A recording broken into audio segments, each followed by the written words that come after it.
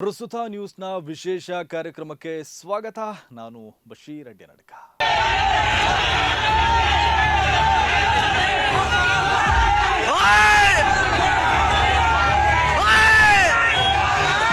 Puneeth ಕೆರೆಹಳ್ಳಿಯನ್ನೊಬ್ಬ communal ಗೂಂಡಾನನ್ನ ಮಟ್ಟ ಹಾಕಲು ಈ ಸರ್ಕಾರಕ್ಕೆ ಸಾಧ್ಯ ಆಗ್ತಾ ಇಲ್ಲ. ಒಬ್ಬ ಕೊಲೆ ಆರೋಪಿಯನ್ನ ಕಂಟ್ರೋಲ್ ಮಾಡೋಕೆ ಬೆಂಗಳೂರಿನ ಪೊಲೀಸರ ಕೈಲೂ ಆಗ್ತಾ ಇಲ್ಲ. ಆ ತಲೆ ಹಿಡುಕ ಕೆರೆಹಳ್ಳಿ ಗೋರಕ್ಷಣೆಯ ವೇಷ ಹಾಕೊಂಡು ದಿನಾಲೂ ಸಮಾಜದ ಶಾಂತಿ ನೆಮ್ಮದಿಯನ್ನ ಹಾಳು ಮಾಡ್ತಾ ಇದ್ರು. ನಮ್ಮ ವ್ಯವಸ್ಥೆ ಅದನ್ನ ಸಹಿಸಿಕೊಂಡು ಕಣ್ಮುಚ್ಚಿ ಕುಳಿತಿದೆ.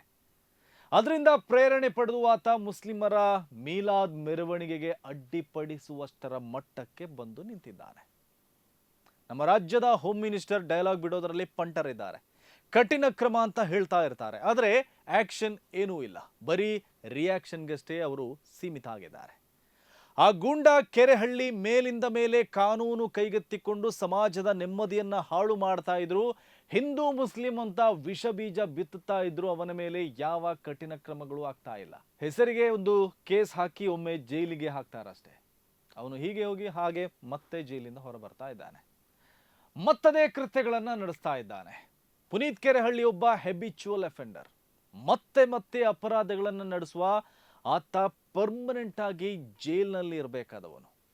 ಅವನಿಗೆ ಈ ನಾಗರಿಕ ಸಮಾಜದಲ್ಲಿ ಬದುಕಲು ಅರ್ಹತೆಯೇ ಇಲ್ಲ. ಬೇಕಿದ್ರೆ ಎನ್ಕೌಂಟರ್ಗೂ ಅರ್ಹನಾದ ಕ್ರಿಮಿನಲ್ ಆತ. ಬೆಂಗಳೂರು ಬಾಂಬೆಯಲ್ಲಿ ಈ ಹಿಂದೆ ಇಂತಹ ಗೂಂಡಗಳನ್ನೆಲ್ಲ ಪೊಲೀಸರು ಎನ್ಕೌಂಟರ್ ಮಾಡಿ ಬಿಸಾಡ್ತಾ ಇದ್ರು.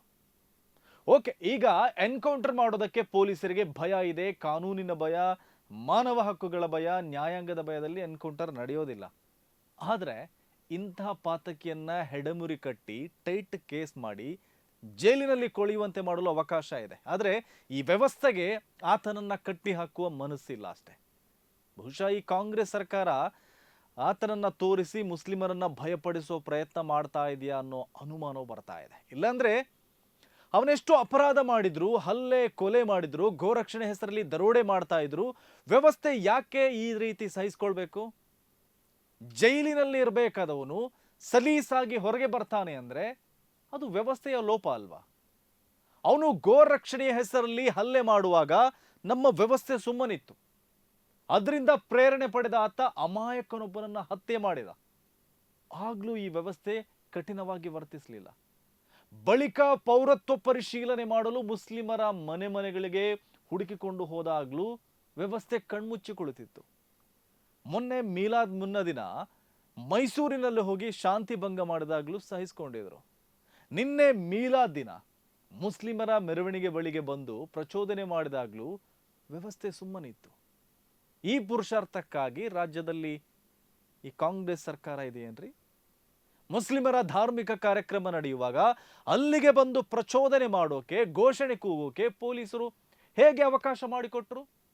ಮೀಲಾದ್ ಮೆರವಣಿಗೆ ನಡೆಯುವಾಗ ಒಬ್ಬ ಕ್ರಿಮಿನಲ್ ಅನ್ನ ಹದ್ದು ಬಸ್ತಿನಲ್ಲಿ ಇಡೋಕೆ ಆಗಲ್ಲ ಅಂದ್ರೆ ಪೊಲೀಸರು ಯಾಕೆ ಆ ಖಾಕಿ ಯೂನಿಫಾರ್ಮ್ ಹಾಕೋಬೇಕು? ಒಬ್ಬ ಕಮ್ಯುನಲ್ ಗೂಂಡ ಅನ್ಯ ಧರ್ಮೀಯರನ್ನ ಪ್ರಚೋದಿಸುವ ಮೂಲಕ ಶಾಂತಿ ಭಂಗ ಮಾಡಿದಾಗ್ಲೂ ಅಲ್ಲಿ ಪೊಲೀಸರು ನಡೆದುಕೊಂಡ ರೀತಿ ನೋಡಿದ್ರೆ ಆತಂಕ ಆಗತ್ತೆ. ಯಾರೋ ದೊಡ್ಡ ಗಣ್ಯರನ್ನ ನಡೆಸ್ಕೊಳ್ಳುವ ರೀತಿಯಲ್ಲಿ ಆ ಕ್ರಿಮಿನಲ್ ಕೆರೆಹಳ್ಳಿಯನ್ನ ನಡೆಸ್ಕೊಂಡಿದ್ದಾರೆ. ಆ ಪಿಂಪ್ಗೆ, ಆ ಕೊಲೆ ಆರೋಪಿಗೆ ಪೊಲೀಸರು ಯಾಕೆ ಡೊಂಕು ಸಲಾಂ ಹಾಕಬೇಕು? ಯಾಕೆ ಆತನನ್ನ ಸಮಾಧಾನ ಪಡಿಸಬೇಕು? ಅವನೇನು ಸಮಾಜ ಸೇವಕನ, ಸಾಮಾಜಿಕ ಹೋರಾಟಗಾರನ? ಅವನನ್ನ ಒದ್ದು ಎಳ್ಕೊಂಡು ಹೋಗಕ್ಕೆ ಬಸವನಗುಡಿಯ ಪೊಲೀಸರಿಗೇನು ದಮ್ಮಿಲ್ವಾ? ಮತ್ತ್ಯಾಕೆ ನಿಮ್ಮ ಕೈಲಿ ಲಾಠಿ ಇದೆ? ಯಾಕೆ ಕಾಲಲ್ಲಿ ಬೂಟ್ ಇದೆ? ಯಾಕೆ ಸೊಂಟದಲ್ಲಿ ಪಿಸ್ತೂಲ್ ಇಟ್ಕೊಂಡಿದ್ದೀರಿ? ಇಂತಹ ಸಮಾಜಘಾತಕನನ್ನ ದಂಡಿಸೋಕೆ ಅಂತಾನೆ ಅದನ್ನ ಸರ್ಕಾರ ನಿಮ್ಗೆ ಕೊಟ್ಟಿದ್ದು. ನಿಮ್ಮ ಲಾಠಿ ಬೂಟ್ಗಳೇನು ಬರೀ ಧರ್ಮ ನೋಡಿ ಪ್ರಯೋಗವಾಗೋದಾ? ಇಲ್ಲ ಅಂದಿದ್ರೆ ಆ ಕೆರೆಹಳ್ಳಿ ಮತ್ತು ಅವನ ಗೂಂಡಾ ಪಡೆ ಮೀಲಾದ್ ಮೆರವಣಿಗೆಗೆ ಅಡ್ಡಿ ಮಾಡೋಕೆ ಯಾಕೆ ಬಿಟ್ರಿ? ಆಗ ನಿಮ್ಮ ಲಾಠಿಗಳು ಎಲ್ಲೋಗಿತ್ತು? ಒಬ್ಬ ಗೂಂಡಾ ಕೆರೆಹಳ್ಳಿಯನ್ನ ನಿಯಂತ್ರಣ ಮಾಡೋಕೆ ನಿಮ್ಮಿಂದ ಸಾಧ್ಯ ಆಗಲ್ಲ ಅಂದ್ರೆ ಯಾಕ್ರಿ ನೀವೆಲ್ಲ ಖಾಕಿ ಯೂನಿಫಾರ್ಮ್ ಹಾಕೋತೀರಾ? ನಾಚಿಕೆ ಆಗಲ್ವ ನಿಮಗೆ? ಬೆಂಗಳೂರಿನ ಪೊಲೀಸರಿಗೆ ಅದೆಂತಹ ಕ್ರಿಮಿನಲ್ಗಳನ್ನ ಮಟ್ಟ ಹಾಕಿರುವ ಇತಿಹಾಸ ಇದೆ. ದೊಡ್ಡ ದೊಡ್ಡ ಭೂಗತ ಪಾತಕಿಗಳನ್ನ ಹೊಡೆದು ಹಾಕಿದವರು ಬೆಂಗಳೂರಿನ ಪೊಲೀಸರು. ಅಂತಹ ಬೆಂಗಳೂರಲ್ಲಿ ಪುಟ್ಟಗೋಸಿ ಪುನೀತ್ ಕೆರೆಹಳ್ಳಿಯನ್ನ ಕಂಟ್ರೋಲ್ ಮಾಡೋಕೆ ಆಗಲ್ಲ ಅಂದ್ರೆ ಏನರ್ಥ ರೀ? ಅವರ ಜೊತೆ ಪೊಲೀಸರು ಶಾಮೀಲಾಗಿದ್ರೆ ಏನು? ನಿನ್ನೆ ಬೆಂಗಳೂರಿನ ಬಸವನಗುಡಿಯಲ್ಲಿ ಈದ್ ಮಿಲಾದ್ ಮೆರವಣಿಗೆ ನಡೆಯುವಾಗ ಪುನೀತ್ ಕೆರೆಹಳ್ಳಿ ಮತ್ತು ಆತನ ಗೂಂಡಾ ಪಡೆ ರಂಪಾಟ ಮಾಡಿ ದೊಡ್ಡ ಗಲಾಟೆಗೆ ಕಾರಣರಾದರು. ಮೆರವಣಿಗೆ ಹೋಗ್ತಾ ಇದ್ದವರನ್ನ ಈ ಕೆರೆಹಳ್ಳಿ ಗ್ಯಾಂಗ್ ಪ್ರಚೋದನೆ ಮಾಡಿರುವುದಕ್ಕೆ ವಿಡಿಯೋ ಸಾಕ್ಷಿಗಳಿದೆ. ಕೆರೆಹಳ್ಳಿ ಜೊತೆಗಿದ್ದ ಬಂಟನೊಬ್ಬ ಮೆರವಣಿಗೆಯಲ್ಲಿದ್ದ ಹುಡುಗನಿಗೆ ಒದ್ದಿರೋ ವಿಡಿಯೋ ಸಾಕ್ಷಿ ಇದೆ. ಅದರಿಂದಲೇ ದೊಡ್ಡ ಗಲಾಟೆ ಆಗಿದೆ. ಹುಡುಗನಿಗೆ ಒದ್ದ ಕೆರೆಹಳ್ಳಿಯ ಬಂಟನಿಗೂ ಸರಿಯಾಗಿ ಏಟು ಬಿದ್ದಿದೆ. ಆ ನಂತರದ ಕೆರೆಹಳ್ಳಿ ಟೀಮ್ ರಸ್ತೆಯಲ್ಲಿ ಕೂತು ಮಲಗಿ ಹೈಡ್ರಾಮಾ ಮಾಡಿದೆ. ಇಷ್ಟಕ್ಕೆ ಮುಗ್ದಿದ್ದು ಪುಣ್ಯ. ಅಲ್ಲಿ ಇನ್ನಷ್ಟು ಹಾನಿ ಸಂಭವಿಸಿದ್ರೆ ಯಾರು ಹೊಣೆಯಾಗ್ತಾ ಇದ್ರು? ಅಲ್ಲಿ ಸಾವಿರಾರು ಮಂದಿ ಈದ್ ಮಿಲಾದ್ ಮೆರವಣಿಗೆಯಲ್ಲಿ ಭಾಗಿಯಾಗಿದ್ರು. ಅವರೆಲ್ಲ ಬಂದು ಚಿವುಟಿ ಹೋಗಿದ್ರು. ಈ ಕೆರೆಹಳ್ಳಿ ಕಲಾಸ ಆಗ್ತಾ ಇದ್ದ. ಆದರೆ ಅವರು ತಾಳ್ಮೆ ವಹಿಸ್ಕೊಂಡಿದ್ದಕ್ಕೆ ಏನೂ ಆಗಿಲ್ಲ. ಇಲ್ಲಾಂದಿದ್ರೆ ಹೆಣಗಳೇ ಬೀಳ್ತಾ ಇದ್ದೋ ಏನೋ. ಎಲ್ಲ ಮುಗಿದ ಮೇಲೆ ಪೊಲೀಸರು ಕೆರೆಹಳ್ಳಿ ಮತ್ತು ಸಹಚರ ಮೇಲೆ ಕೇಸ್ ಹಾಕಿ ಬಂಧಿಸಿದ್ದಾರೆ. ಈಗ ಜೈಲಿಗೆ ಹೋದವರು ಮತ್ತೆ ಹೊರಗೆ ಬರ್ತಾರೆ. ಮತ್ತದೇ ಚಾಳಿ ಮುಂದುವರಿಸ್ತಾರೆ.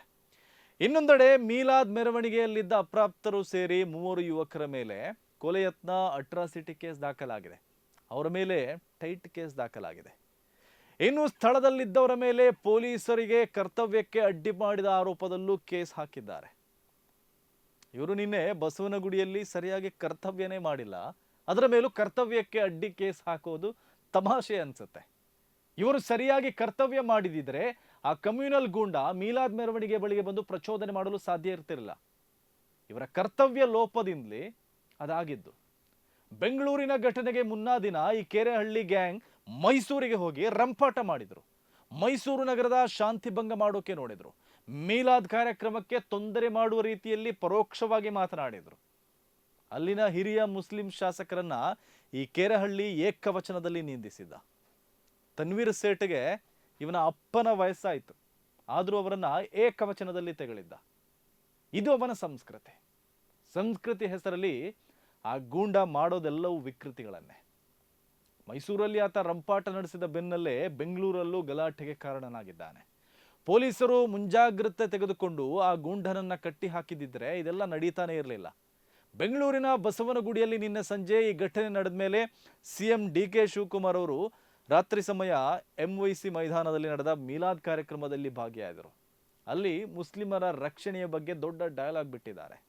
ಅಲ್ಪಸಂಖ್ಯಾತರ ರಕ್ಷಣೆಗೆ ನನ್ನ ಸರ್ಕಾರ ಬದ್ಧ ಇದೆ ಅಂತ ಅಂದಿದ್ದಾರೆ. ಮುಸ್ಲಿಮರನ್ನ ಗುರಿಯಾಗಿಸಿ ಅಪರಾಧ ಎಸಗ್ತಾ ಇರುವ ಒಬ್ಬ ಕಮ್ಯುನಲ್ ಗೂಂಡಾನನ್ನ ಮಟ್ಟ ಹಾಕೋಕೆ ಇವರ ಸರ್ಕಾರಕ್ಕೆ ಸಾಧ್ಯವಾಗದೇ ಇರುವಾಗ ಇವರು ಅಲ್ಪಸಂಖ್ಯಾತರನ್ನ ಹೇಗೆ ರಕ್ಷಣೆ ಮಾಡ್ತಾರೋ ಗೊತ್ತಿಲ್ಲ.